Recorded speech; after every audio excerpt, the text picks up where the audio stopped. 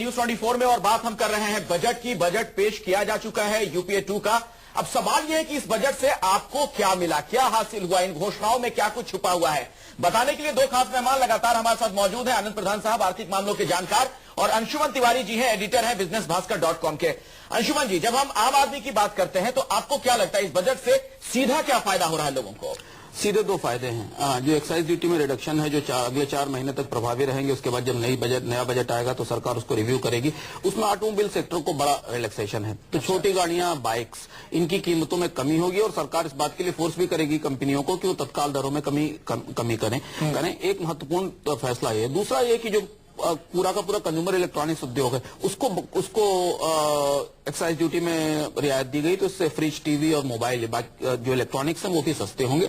तो जो middle class जो कि पिछले करीब 1 साल से इस तरीके की रियायतों का इंतजार कर रहा था, अपनी परचेज पोस्टपोन कर रहा था, उसके लिए वापस बाजार में आकर कुछ खरीदने का चांस बनेगा। तो इस तरह से जो कंज्यूमर मार्केट है उसको थोड़ा सा बूस्ट करने के लिए और मिडिल क्लास का सेंटीमेंट परकअप करने की कोशिश की गई है। दूसरा, एजुकेशनल सेक्टर में एजुकेशन लोन के ऊपर जो जिस तरीके से मॉरिटोरियम बढ़ाया गया है वो उसका फायदा इस नए एजुकेशनल सेशन में कई सारे स्टूडेंट्स को मिलेगा जो आने वाले समय में एडमिशन के 2013 तक जो नए सेशन में एडमिशन के लिए जाने वाले हैं। ये दो महत्वपूर्ण रियायतें हैं जो कि सीधे तौर पर आने वाले समय में असर करेंगी। बाकी परोक्ष रूप से बहुत सारे लोग लुभावन फैसले हैं, लेकिन उन फैसलों को लागू करने का समय सरकार के पास अब नहीं रहा तो केवल सरकार ने अपनी इच्छा दिखाने की कोशिश की है कि हम ऐसा कर सकते हैं। आनंद जी, अब चूंकि चुनावी साल है तो इस बजट को लेकर उस तरह की चर्चा भी होगी। आपको लगता है कि कोई ऐसा चेहरा नजर आ रहा है सियासत से जुड़ा हुआ इस बजट का? नहीं, इसमें बहुत सारी महत्वपूर्ण बातें हैं। असल में ये एक तरह से पॉलिटिकल बजट भाषण था।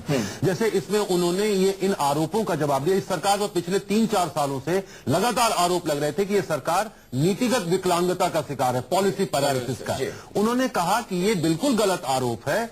सच ये है कि ये एक तरह का बिजनेस साइकिल है और दुनिया में तमाम अर्थव्यवस्थाएं, और उन्होंने उदाहरण देकर के बताया कि भारत में भी ये बिजनेस साइकिल आता रहता है। अर्थव्यवस्था ऊपर जाती है फिर नीचे आती है, उस बिजनेस साइकिल के। तो उन्होंने एक तरह से कहा कि हमारी सरकार के कारण ये नहीं हुआ है, ये एक अंतर्राष्ट्रीय परिस्थितियां थी, बिजनेस साइकिल था और वो बिजनेस साइकिल फिर से इंप्रूव कर रहा है। दूसरा, उन्होंने जीएसटी लागू नहीं हुआ, डीटीसी लागू नहीं हुआ, डायरेक्ट टैक्स कोड, जिसके बहुत सारी उम्मीदें थी लोगों की कि डायरेक्ट टैक्स कोड लागू होगा तो बहुत सारे फायदे मिलेंगे मध्य वर्ग को। उसको किसने लागू नहीं होने दिया? उन्होंने बड़े जोर से पूछा कि किसने इसको ब्लॉक किया है। तो एक तरह से ये सवाल उन्होंने उठाया। इन्होंने, जैसे अभी आपको याद होगा जब जनवरी में प्रधानमंत्री ने प्रेस कॉन्फ्रेंस की थी तो उन्होंने कहा था कि हमारे 10 साल के काम को इतिहास जज करेगा। उन्होंने भी आज ये कहा कि अब अगले 10 साल, हमने जो 10 साल काम किया उसको आने वाला इतिहास जज करेगा। 10 साल में इसका मतलब नौकरियों का भी लक्ष्य रखा गया। आनंद जी, मैं आपके पास आऊंगा, एक ब्रेक लेना मजबूरी है। पिछले 10 साल में कितनी नौकरियां मिली ये भी सवाल खड़े होंगे, लेकिन ब्रेक पर जाएं उससे पहले जरा आपको तेजी के साथ हम ये बता दें कि आपसे जुड़ी हुई वो कौन सी चीजें हैं जिससे आपको फायदा होने जा रहा है। देखिए, दोपहिया वाहन सस्ते हो जाएंगे अब इस बजट के बाद, जो संकेत मिल रहे हैं। टीवी आप खरीदने जाएंगे तो आप सस्ते में लाएंगे, छोटी कारें सस्ती हो जाएंगी, ये एक सीधा फायदा नजर आ रहा है। एसयूवी सस्ता, जो बड़े लोग हैं उनके लिए भी थोड़ा सा फायदा है। देश में बने मोबाइल सस्ते हो जाएंगे। इसके अलावा जो साबुन है वो भी सस्ता होगा। छोटी टिप्पणी Anand ji. Mid size car भी सस्ती होंगी। ऑटोमोबाइल में उन्होंने एकदम सभी सेक्टर्स को दिया है, बड़ी कारों से लेकर छोटी कारों।